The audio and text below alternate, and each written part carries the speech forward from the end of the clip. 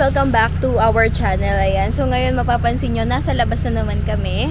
Currently nandito kami sa Morong Bataan. Specifically dito kay Sunset View Resort. Ayan. So yan yung entrance niya. Actually wala akong in-expect sa trip na to kasi sabi ko nga hindi kami nag-organize nito. Sumama lang din kami. So bahala na ako na-expect. And ang expectation namin na-meet naman, ay kahit wala pala, maganda siya. So, nagstay kami dito for 2 days and 1 night. Day 2 na nga pala namin na hindi kami nakapag-vlog kahapon kasi sinulit muna namin. Nag-bonding muna kami kasama si Alice. So, ayun yung ginawa namin kahapon. And then ngayon, parang chill time na lang. Nag-aantay kami ng check-out time. Si Daddy, hindi ko alam kung maliligo pa to eh. Kung magsiswimming pa siya. Lasing kasi ako gabi. Kailangan kong mag-swimming, maligo. Kailangan niyang mahimasmasan. Pero ayan, i-tour namin kayo dito sa sa resort na to, baka magustuhan niyo din. So, sa whole na activity na to, ang binayaran namin sa kwarto is 5,500. Ipapakita namin sa inyo mamaya, isingit namin dito yung clip ng kwarto namin. Good for na siya, 5 to 8 packs. May 3 queen bed na siya, guys. And I think okay na yun, no? Goods na pinagdikit-dikit namin para para malaki yung space. And hindi kami magsiksikan kasi mahirap kapag kami space pa sa gitna, 'di ba? So possible pa na may malaglag or kasi syempre kailangan namin i-tabi-tabi yung kama para goods and comfortable yung stay namin. So, ayan, tara i-tour namin kayo, baka sakaling maano nyo to. Hindi to sponsored pala, guys. Nagbayad kami 5,500 per gano'n na room. So, yun lang yung ginastos namin. Tapos, ang kagandahan pa dito, pwede kang mag-check-in ng mas maaga. Hindi ka, anong oras tayo nakapasok sa room? 11 ata. 11 kami nakapasok sa room. Pero 8:30 tayo nakarating. Pinapasok na kami. Nakapag-swimming na yung mga bata, nakapag-beach na yung iba. Tapos nakakain na rin kami. May may common area siya na pwede kang mag-stay. Pwede magluto, pwede mag-stay na. Tapos yung mga bata habang nagpe-prepare yung mga matatanda, yung mga bata nag-swimming na sila. So, pero usually kasi, ano ba ang check-in time ng mga 2 PM pa dapat, pero 11 pina-check-in na kami. Pina-check-in na kami. So, okay naman. Maganda naman. May mga konting lang kasi supposedly 4 yung ganung room. Kaso nga lang dumating kami, 3 yung magkakatabi, yung isa nakahiwalay. So, doon kami napunta sa nakahiwalay.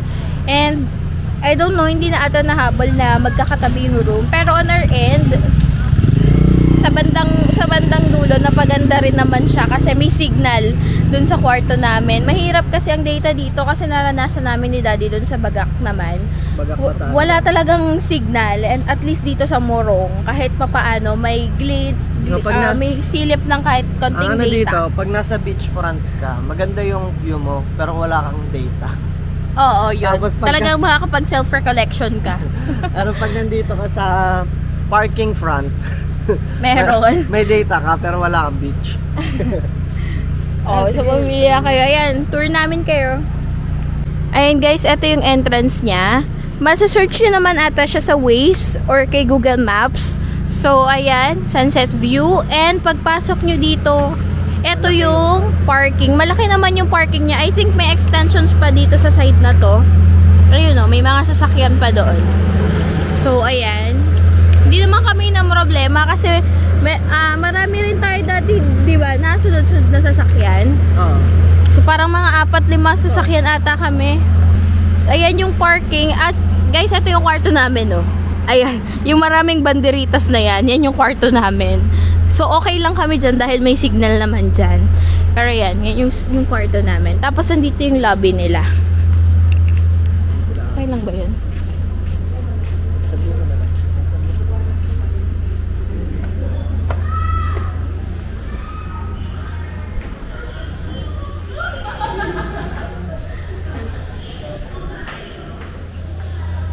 Yan yung papunta sa room namin, yung hagdan dyan. So, mamaya na tayo dun. Unahin muna natin to.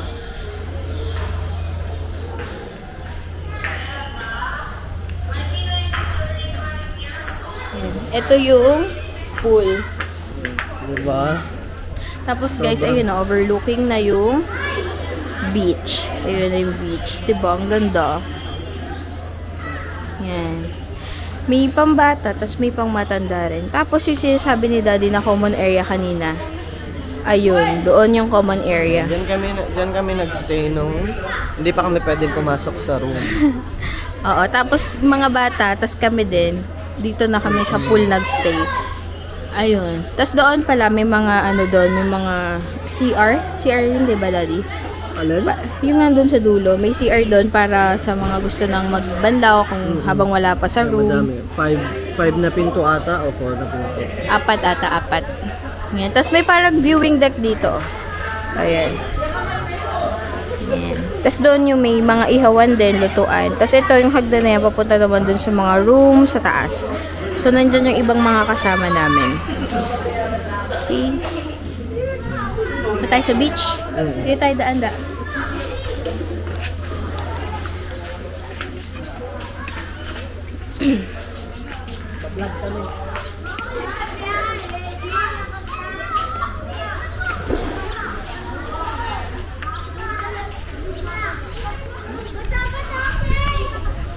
Oh, naiinggit ka na naman, guys.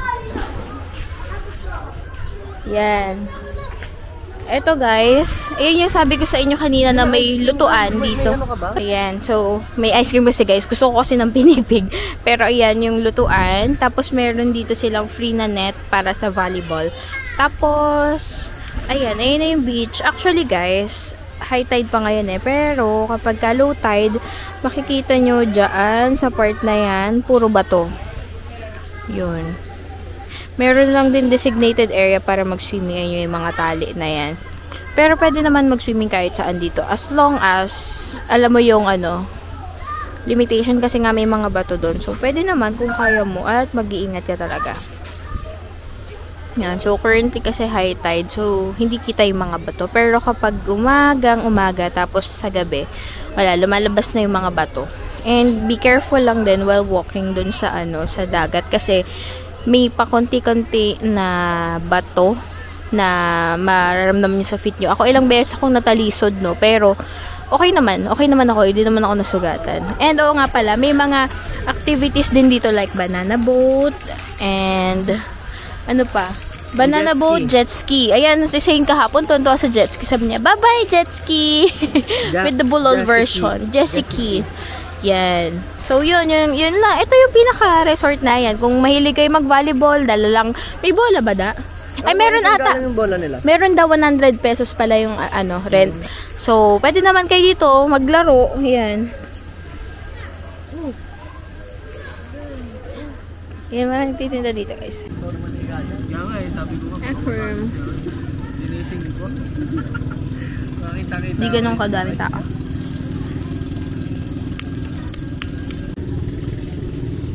May bundok doon guys, ang ganda.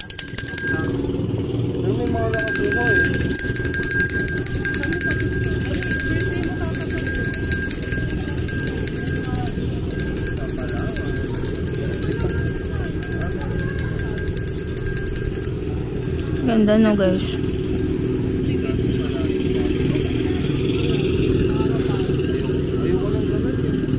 Ganda no. Grabe.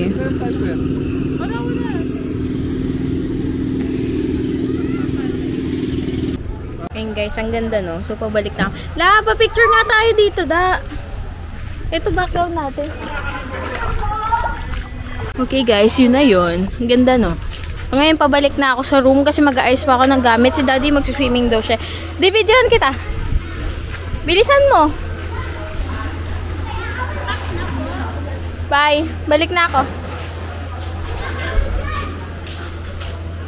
Yan. Balik na ako doon guys. Balik ako consistent. Yan.